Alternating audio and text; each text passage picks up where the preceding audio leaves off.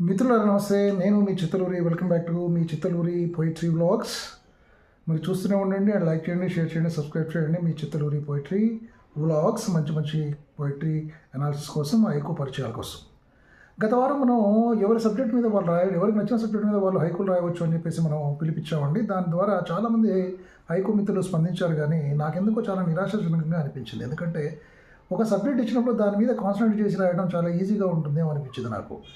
Best subject select చేసుకోవడం అంటే subject సెలెక్షన్లో కాస్త మనం వెనకబడిపోయినట్టుగా అనిపించింది ఎవరికి వాళ్ళు. బట్ ఒక్క హైకు మాత్రం నన్ను బాగా షాక్ గురి చేసిందండి. ఆ హైకు ఏంటంటే, కాష్టం కట్టెలు కాలాయి, మా బువ్వ ఉడికింది. కాష్టం కట్టెలు కాలాయి, మా బువ్వ ఉడికింది. భాస్కర్ బాబు గారు, వా, ఎంత అద్భుతంగా చెప్పాడండి ఈ కవి అనిపించిందండి నాకు. మొదటి లైన్లో కాష్టం అంటారు. కాష్టం అనేటువంటి పదం ద్వారా మనకు ఒక విజువలైజేషన్, ఒక దృశ్యాన్ని ఎస్టాబ్లిష్ చేశాడు. డైరెక్ట్గా ఈ would make us to enter the cremation ground. శ్మశానానికి మన అందరినీ తీసుకెళ్ళిపోతాడు. కాష్టం అనగానే చితి గుర్తొస్తుంది మనకి. రెండవ లైన్లో కట్టెలు కాలాయి అంటాడు. ఇంకా డీపర్ అండ్ డీపెస్ట్గా ఇంకా చితి దగ్గరికి తీసుకెళ్ళిపోయి ఆ తగలబడుతున్నటువంటి, కాలుతున్నటువంటి ఆ కట్టెలు చూపిస్తాడండి. మొదటి రెండు లైన్లలో కాష్టము కట్టెలు కాలటం పూర్తిగా ఒక చితిని దృశ్యమానం చేశాడు ఇక్కడ చాలా గొప్పగా కవి. మూడవ లైన్లో మా బువ్వ ఉడికింది అంటాడు. ఇక్కడ ఆశ్చర్యానికి లోంచేస్తాడండి. ఆహా అనిపిస్తుంది ఇక్కడ మూడవ లైన్ చదివిన తర్వాత. దిస్ ఈజ్ కాల్డ్ ఆహా మూమెంట్ ఇన్ జపనీస్ హైకు అండి. అంటే అచానక్గా ఒక ఆశ్చర్యానికి మనం ఊహించని మలుపు తిరగాలి మూడవ లైన్లో. పాఠకుడు చదువుతున్నప్పుడు మొదటి రెండు లైన్లు చదివిన తర్వాత మామూలుగా అనిపిస్తాయి. మూడవ లైన్లో really I was shocked and surprised. ఒక ఆహా మూమెంట్, ఒక ఆస్టానిష్మెంట్. ఈ made us to get surprise like anything అండి. ఇక్కడ మా బువ్వ ఉడికింది అని సాధారణంగా చూస్తే ఏం లేదు, కానీ ఇక్కడ ఎవరి బువ్వ ఉడికింది, అసలు బువ్వ ఉడకటం ఏమిటి అంటే, ఆ పూటకి వాళ్ళ బువ్వ ఉడికింది అంటే ఆ పూటకు వాళ్ళకు ముద్ద దొరికింది, ఆ పూటకి వాళ్ళ ఆకలి తీరింది. ఇంతకీ ఎవరు వీళ్ళు అని చెప్పేసి మళ్ళీ మొదటి రెండు లైన్లు మనం చదువుకుంటాం. కాష్టం కట్టెలు కాలాయి, మా బువ్వ ఉడికింది. రెండోసారి మా బువ్వ ఉడికింది అని చదువుకున్నప్పుడు మనకు మరి శ్మశానంలో ఒక శ్రమమూర్తి ఉంటాడు. శవాలను తగలబెట్టి వృత్తిలో కొనసాగుతున్న ఒక శవమూర్తి ఉంటాడు, ఒక శ్రమమూర్తి. ఆ శ్రమమూర్తికి మరి ఆ రోజుకి ఎన్ని శవాలు ఆ శ్మశానానికి వస్తే, ఎన్ని శవాలు తగలబడితే ఆ రోజుకి అతనికి ఉపాధి దొరుకుతుంది. అంటే కాష్టం మీద కట్టెలు కాలడం అంటే that has been beautifully juxtaposed with పొయ్యిలో కట్టెలు కాలుతున్న దృశ్యం. పొయ్యిలో కట్టెలు కాలుతున్న దృశ్యాన్ని మనకు గుర్తుకు తెస్తాయి ఫస్ట్ రెండు లైన్లు. మళ్ళీ పొయ్యిలో కట్టెలు కాలుతాయి అంటేనే పొయ్యి మీద పెట్టిన అన్నం ఉడుకుతుంది, ఆ పూటకు ముద్దం దొరుకుతుంది పేదవాళ్ళకి, శ్రమకారులకి. ఇక్కడ కూడా మరి కాటికాపరి ఆ శ్రమమూర్తి అనుకుంటే మరి ఆ పూటకు చితి కాలుతుంది, కట్టెలు కాలటం మొదలైంది, అక్కడ శవం కాలటం మొదలైంది, అక్కడ శవం కాలుతుంది, ఆ పూటకు శ్మశానానికి శవం వచ్చింది అంటే మరి ఆ కాటికాపరి యొక్క పూట గడుస్తుంది, ఆ పూటకి అతనికి అన్నం దొరుకుతుంది, అతని బువ్వ ఉడుకుతుంది. ఇదండి. This has told a beautiful story, and a pathetic story, which has really made us into a shock moment. And hats up to you, Bhaskar Babu. అద్భుతమైన హైకు. అంటే a haiku has to tell a story. 3 లైన్లు మనకు 30 పేజీల కథ చెప్పాలి. Haiku యొక్క ప్రధానమైన లక్షణాల్లో అదొకటి. A beautiful haiku, a wonderful haiku, impactful haiku definitely would tell a story. అట్లాంటి బ్యూటిఫుల్ స్టోరీ హైకు చెప్పింది. Hats up to you, Bhaskar Babu garu. Wonderful poetry అండి. I really appreciate you. Keep it up sir. ఇక next మొన్న వీక్లో మనం ఇచ్చుకున్న అంశం ఏంటంటే నీడలు.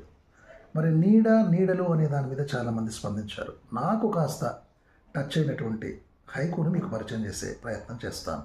కోర్స్ ఇంకా కొన్ని టచ్ అయ్యాయి, వాటిని కూడా చెప్తాను. వాటి గురించి కూడా ఆర్డర్ ఏం లేదు ఇక్కడ, బాగున్న వాటిని చెప్తున్నాను అంతే. సిగ్గనిపిస్తోంది, నీడలో నిలబడటానికి ఒక్క మొక్క నాటలేదు. సిగ్గనిపిస్తోంది నీడలో నిలబడటానికి ఒక్క మొక్క నాటలేదు. వసంత లక్ష్మణ్. నాకు ఈ హైకు చదవగానే ఇస్మాయిల్ గారి ఒక హైకు గుర్తొచ్చిందండి. చాలా అద్భుతమైన హైకు రాశాడు ఇస్మాయిల్ గారు. ఈ మొక్క అనేసరికి నాకు గుర్తొచ్చింది. ఏమంటారంటే ఇస్మాయిల్ గారు, అక్షరారణ్యాలను పెంచి పోషిస్తున్నాడు ఈ కవి, ఒక్క మొక్క నాటితే సంతోషిద్దును. అక్షరారణ్యాలను పెంచి పోషిస్తున్నాడు ఈ కవి, ఒక్క మొక్క నాటితే సంతోషిద్దును అంటాడు ఇస్మాయిల్ గారు. ఎంత గొప్పగా చెప్పారో చూడండి. అక్షరారణ్యాలను పెంచి పోషిస్తున్నట్టు ఆ కవి. కవితలు రాసుకుంటూ వెళ్ళిపోతున్నాడు, రచనలు చేసుకుంటూ వెళ్ళిపోతూ ఉన్నాడు. కానీ నిజ జీవితంలో ఒక్క మొక్క నాటలేదు. అంటే రియాలిటీలో కవులు జీవించాలి అని చెప్తున్నాడు ఇస్మాయిల్ అక్కడ. అట్లాగే ఇక్కడ నాకు ఈ హైకు గుర్తొచ్చింది వసంత లక్ష్మణ్ గారిది చదివినప్పుడు. వసంత లక్ష్మణ్ గారు కూడా ఏమంటారంటే, సిగ్గనిపిస్తుంది నీడలో నిలబడటానికి. ఏ నీడలో నిలబడటానికి? చెట్టు నీడని ప్రత్యేకంగా చెప్పక్కర్లేదు, ఒక్క మొక్క నాటలేదు. దీన్ని కాస్త నేను brevity is the soul of wit అని విలియం షేక్స్పియర్ గారు అన్నట్టు కాస్త ఒక్క మొక్క అయినా నాటలేదు అని చెప్పారు. దీన్ని ఒక్క మొక్క నాటలేదు అన్నా కానీ సరిపోతుంది. కొంచెం బ్రెవిటీకి మనం ఇంపార్టెన్స్ ఇవ్వాలనే ఉద్దేశంతో అర్థం ఏం మారదు కాబట్టి నేను అట్లా కుదించాను. అంటే చెట్టు నీడలో నిలబడుతున్నాం మనం, కానీ నిలబడటానికి సిగ్గుపడాలి. ఎందుకంటే ఒక్క మొక్క నాటలేదు. ఒక్క మొక్కను నాటనటువంటి ఒక వ్యక్తి మరి చెట్టు నీడని అనుభవించే అర్హత లేదు కదా. అది ఇక్కడ కవి సమయం. అది కవయిత్రి గారు మరి కవి గారు చెప్పదలుచుకున్నటువంటి అంశం అన్నమాట. అంటే చెట్టు నీడని అనుభవిస్తున్నటువంటి మనిషికి మరి చెట్టును నాటాలి, ఒక మొక్కను నాటాలి అనేటువంటి స్పృహలో ఉండాలి అని చెప్పేసి ఇక్కడ కవి కోరుకుంటున్నారు. చాలా అద్భుతం, బాగుందండి వసంత లక్ష్మి గారు. I really appreciate you that beautiful haiku you రెండెడ్. ఇక నెక్స్ట్, పడమటి సూర్యుడు నీడలు తీసుకెళ్ళాడు ఒంటరిగా చెట్టు. పడమటి సూర్యుడు నీడలు తీసుకెళ్ళాడు ఒంటరిగా చెట్టు. పడమటి సూర్యుడు నీడలు తీసుకెళ్ళాడు అంటే అప్పటిదాకా చెట్టు కింద ఉన్న నీడలన్నీ మాయమైపోయాయి. ఎందుకు మాయమైపోయాయి? మాయం అవడానికి కారణం ఏమిటి అని చెప్తున్నాడు ఇక్కడ కవి. పడమటి సూర్యుడు తీసుకెళ్ళిపోయాడు అంటే సంధ్యా సమయం అవుతుంది. సూర్యుడు పడమటి కనుమల్లోకి కుంగిపోతున్నాడు. సూర్యుడితో పాటే మరి నీడలు తొలగిపోయి చీకట్లు ముసురుకుంటున్నాయి. ఈ దృశ్యాన్ని మనకు బ్యూటిఫుల్గా విజువలైజ్ చేశాడు కవి. ఇక చెట్టు ఒక్కటే ఒంటరిగా మిగిలిపోయింది. ఈ హైకు చదవగానే నాకు మరొక హైకు గుర్తొచ్చిందండి ఇంగ్లీష్లో. ఎందుకంటే నేను చాలా విరివిగా వేల కొద్ది హైకులు చదివానండి నేను. I read haikus of different countries like anything all over the world. ప్రపంచంలో ఉన్నటువంటి వివిధ దేశాల గొప్ప గొప్ప హైకుస్లు అంటే కబయషి ఇస్సా దగ్గర నుంచి, బషో దగ్గర నుంచి, బుసాన్ దగ్గర నుంచి, ఎవ్వరు రాసిన అక్కడి నుంచి ఏన్షియంట్ కవుల దగ్గర నుంచి, ట్రెడిషనల్ పోయిట్స్ దగ్గర నుంచి వాళ్ళ మోడర్న్ హైకుస్ దగ్గర హైజిన్స్ దాకా కూడా నేను చాలామందిని చదివాను. కాబట్టి నాకు వెంటనే గుర్తొస్తాయి చదవగానే. ఈ హైకు చదవగానే నాకేం గుర్తొచ్చిందంటే, దామర గారు చూసినప్పుడు sunset black birds became darkness. Sunset black birds became darkness అంటాడు ఒక కవి. కవి పేరు గుర్తులేదు కానీ ఒక ఇంగ్లీష్ పోయిట్ రాసినటువంటి హైకు. అంటే సూర్యాస్తమయం అయింది, నల్లని పక్షులు మరింత నల్లగా మారాయి. సూర్యాస్తమయం, నల్లని పక్షులు మరింత నల్లగా మారాయి అని తెలుగు చేసుకోవచ్చు దాన్ని మనం.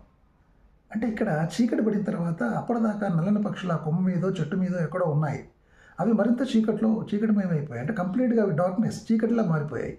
నల్లవే కదా అసలే. ఆ సంధ్యా సమయంలో చీకటి ఆవరించిన తర్వాత ఆ నలుపు ఇంకా మరింత నలుపు అయిందని చెప్పడం గొప్ప మూమెంట్ క్యాప్చరింగ్ అనమాట. సో ఆ కవిత గుర్తొచ్చింది నాకు దామర గారి చదివిన తర్వాత. దామర గారు కూడా ఆ కవితలో పడమటి సూర్యుడు నీడలు తీసుకెళ్ళాడు అంటే, నీడలు తీసుకెళ్ళడం అంటే అప్పటిదాకా ఉన్నటువంటి నీడలు సాయంకాలం సమయంలో ఆ సాయంకాలం నీడలన్నీ కూడా సూర్యుడు కుంగిపోయిన తర్వాత పడమటి కనుమల్లోకి పూర్తిగా చీకటి అయిపోయింది. ఇక చెట్టు ఒకటే మిగిలింది ఒంటరిగా చీకట్లో. ఈ చెట్టు ఒకటే మిగిలింది ఒంటరిగా చీకట్లో అనేది కూడా చాలామంది హైకు కవులు వాడారు. ఇవన్నీ నాకు గుర్తొచ్చాయి. ఎందుకంటే బాగా చదివినాను కాబట్టి ఇవన్నీ గుర్తొచ్చాయి. ఆటోమేటిక్గా ఎవరైనా చదివినప్పుడు ఆటోమేటిక్గా గుర్తొస్తాయి. Of course poets are like minded అంటారు. ఒకరికి వచ్చిన థాట్ మరొకటి రాకూడదని కూడా ఏం లేదు, మరొకరికి కూడా రావచ్చు, no problem. Such a beautiful haiku sir Damara Shankaraiah garu. Beautiful, I really appreciate. Wonderful అండి. ఇక తర్వాత నేనే రాసినటువంటి కవిత, అంటే చిత్తలూరి గారి కవిత అనుకోండి.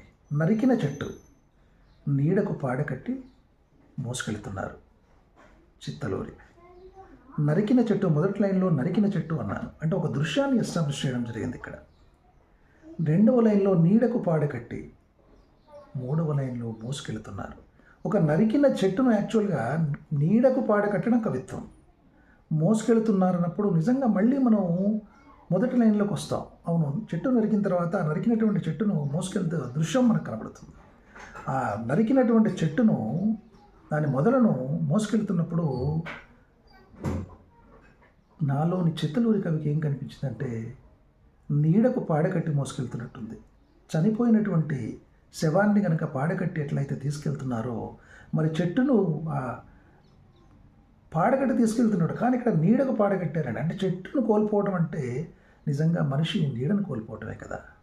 మరి చెట్టును అలా మోసుకెళ్తున్నారు పాడ మీద పెట్టిన శవంలాగా, అంటే మరి అక్కడ నీడకు పాడకట్టి మోసుకెళ్తున్నారు అంటే ఇక నీడ ఇక లేదు మనకి.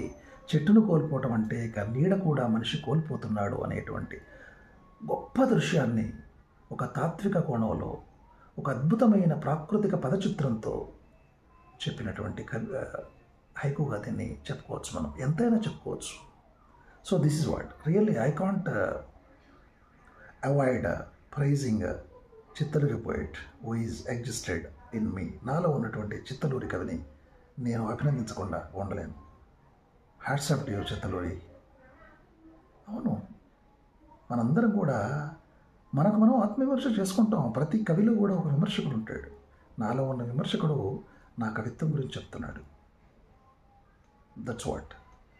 నరికిన చెట్టు నీడకు పాడకట్టి మోసుకెళ్తున్నారు, చిత్తలూరి. ఇక బాగున్న మరికొన్ని హైకులు మీ ముందు పెడుతున్నాను.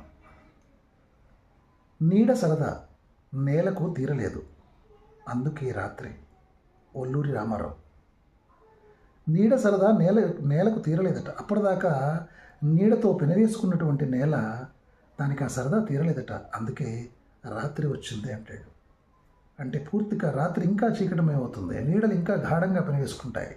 కాబట్టి అప్పటిదాకా నీడలతో కలిపినటువంటి ఆ సరదా తీరలేదు, కాబట్టి నేలకు మళ్ళీ రాత్రి కౌగిట్లోకి ఒదిగిపోయింది అనే భావన కవి సమయంగా చెప్పుకోవచ్చు దీంట్లో. వండర్ఫుల్ పోయం అండి ఒల్లూరు రామారావు గారు. నెక్స్ట్, రహదారులకు గొడుగు పట్టాడు ఛత్రపతి భాస్కర్ బాబు. చాలా అద్భుతంగా ఉందండి. రహదారులకు గొడుగు పట్టడం. రహదారుల గొడుగులు ఏముంటాయి? రోడ్డుకి ఇరువైపులా చెట్లు ఉంటాయి. ఇంకా మూడవ లైన్లో ఛత్రపతి అన్నప్పుడు శివాజీని గుర్తు చేశారంటే, నిజానికి ఛత్రపతి అంటే కూడా ఛత్రి ధరించినవాడు, గొడుగు ధరించినవాడు అని. అంటే ఛత్రపతిని ఈ రకంగా చెప్పడం చాలా అద్భుతంగా ఉంది. ఎక్కడ శివాజీ అనే ఎలిమెంట్ మాట తీసుకోకుండా ఛత్రపతి అని చెప్పడం, రహదారులకు గొడుగు పట్టడం అంటే రోడ్డుకి ఇరువైపులా చెట్టు నాటాడు అశోకుడు అని చెప్పుకుంటాం మనం. కానీ ఇక్కడ శివాజీని కాకుండా అశోకుడు గుర్తొస్తాడు ఛత్రపతి అంటే. ఛత్రపతి అనేది కొంచెం కన్ఫ్యూజన్లోకి నెట్టేస్తుంది కానీ, బట్ ఛత్రపతి రోడ్డుకి ఇరువైపులా గొడుగు పట్టడం ఏం కదా. రోడ్డు ఇరువైపులా గొడుగు పట్టడం అంటే నీడని ప్రొవైడ్ చేయడం, నీడని ప్రొవైడ్ చేయడం అంటే చెట్లు అని గుర్తొస్తుంది అశోకుడు. వండర్ఫుల్ అండి భాస్కర్ బాబు గారు. ఇక నెక్స్ట్, మందార పువ్వు కొమ్మ నుంచి తన నీడలో రాలింది. మందార పువ్వు కొమ్మ నుంచి తన నీడలో రాలింది, నేలపూరి రత్నాజీ గారు అంటారు. ఈ నేలపూరి రత్నాజీ గారు రాసినటువంటి హైకు చదివినప్పుడు కూడా నాకు ఒక ఇంగ్లీష్ హైకు గుర్తొచ్చింది. Mirror lake yellow leaf fallen in it shade. Mirror lake yellow leaf fallen in it shade అని అంటే అద్దంలాగా ఉంది కొలను. పండుటాకు, ఎల్లో లీఫ్ అంటే పండుటాకు రాలింది. ఎక్కడ రాలిందట? తన నీడలో తనే రాలింది అని చెప్పడం. ఆ హైకు గుర్తొచ్చిందండి నేలపూరి రత్నాజీ గారి హైకు చదివిన తర్వాత. అందుకని నేలపూరి రత్నాజీ గారు కూడా ఏమంటారంటే, మందార పువ్వు కొమ్మ నుంచి తన నీడలో రాలింది అంటాడు. తన నీడలో తనే రాలిందని. ఒక గొప్ప మూమెంట్ ఆఫ్ క్యాప్చరింగ్, అంటే క్యాప్చరింగ్ ద మూమెంట్ అనేది బ్యూటిఫుల్గా ఎలివేట్ అయింది దీంట్లో. ఐ రియలీ అప్రిషియేట్ నేలపూరి రత్నాజీ గారు, వండర్ఫుల్. ఇక నెక్స్ట్, ఎత్తుకెదిగే కొలది నీడ పెరగాలి, అదే అసలైన వెలుగు. తిప్పాన హరిరెడ్డి గారు హైకు అండి. ఎత్తుకెదిగే కొలది నీడ పెరగాలంటాడు. ఎత్తుకెదిగే కొలది నిజంగానే చెట్టు యొక్క నీడ పెరుగుతుంది. కానీ ఇక్కడ ధ్వని ఏమిటంటే, చెట్టును మనకు దృశ్యమానం చేస్తూనే కవి ఏమంటాడంటే, నువ్వు కూడా ఎత్తుకు ఎదిగే కొద్దీ నీ జీవితంలో నువ్వు పై పదవులు అలంకరించే కొద్దీ, అంటే నీ స్థానం పెరిగే కొద్దీ ఈ సమాజంలో నీ నీడ కూడా పెరగాలి, అంటే నీ మంచితనం పెరగాలి, నీ కీర్తి పెరగాలి, మనిషిగా నీలో ఉన్న మానవత్వం పెరగాలి. అదే అసలైన విలువ. అంటే నువ్వు మనిషిగా ఎదగాలి అని చెప్తున్నాడు కవి ఇక్కడ. అంటే ఫిజికాలిటీ ప్రకారం భౌతికంగా ఒక చెట్టును మనకు దృశ్యమానం చేస్తున్నప్పుడు చెట్టు కూడా పొడవయ్యే కొద్దీ దాని యొక్క నీడ పెరుగుతుంది కదా. అట్లాగే మనిషి కూడా ఎదిగే కొద్దీ తనలో ఉన్న మంచితనం పెరగాలి అని చెప్పేసి ఒక ఫిలసాఫికల్ టోన్లో, ఒక మెటాఫారికల్ అంశాన్ని చాలా బ్యూటిఫుల్గా ఎలివేట్ చేసినటువంటి హైకు ఇది. తిప్పాన హరిరెడ్డి గారు, I congratulate you and I really appreciate you sir. ఇక మరవది, పచ్చదనాన్ని నీడగా ప్రసవించే చెట్టు జన్మ ధన్యం. పచ్చదనాన్ని నీడగా ప్రసవించే చెట్టు జన్మ ధన్యం అంటారు శరత్ ప్రమోద్ ఎల్వి గారు. పచ్చదనాన్ని నీడగా ప్రసవించడం అనేది గొప్ప ఊహ అండి. చాలా అద్భుతంగా ఊహించారు ప్రమోద్ గారు, శరత్ గారు. పచ్చదనాన్ని నీడగా నిజంగా ఒక రకమైన ప్రసవ వేదన. ఎందుకంటే విపరీతమైనటువంటి ఎండను కాచుకుంటూ చెట్టు నీడను ప్రొవైడ్ చేస్తుంది మనకి. పచ్చదనంతో ఉన్నటువంటి చెట్టు విపరీతమైన ఎండను కాచుకొని నిజంగా అదొక ప్రసవ వేదన లాంటిదే చెట్టుకు. ఎందుకంటే అంత ఎండను భరిస్తూ నీడను మనకు ప్రొవైడ్ చేయాలి. నీడకు జన్మనిస్తుంది, నీడకు ప్రసవిస్తుంది. ఒక తల్లి యొక్క ప్రసవ వేదని నీడను ట్రాన్స్ఫర్మేషన్ ఆఫ్ షేడ్ అనే దాంట్లో బ్యూటిఫుల్గా ఎలివేట్ చేసింది ఈ పోయం. అందుకే చెట్టు జన్మ ధన్యం అని చెప్పేసి 3వ లైన్లో చెప్తారు శరత్ ప్రమోద్ ఎల్వి గారు. I really appreciate you sir, keep it a wonderful iQOO. ఇక నెక్స్ట్ నల్లా సాయిబాబు గారు, వెలుగు వెంట నిశ్శబ్దంగా నడిచే మన నీడ. జస్ట్ ఒక దృశ్యాన్ని చూపించారు ఆయన. వెలుగు వెంట నిశ్శబ్దంగా నడిచే మన నీడ. వెలుగు వెంట మనం నడుస్తుంటాం, మన వెనకాల మన నీడ నడుస్తుంది. ఒకసారి ముందు కూడా వెళ్తుంది మన నీడ.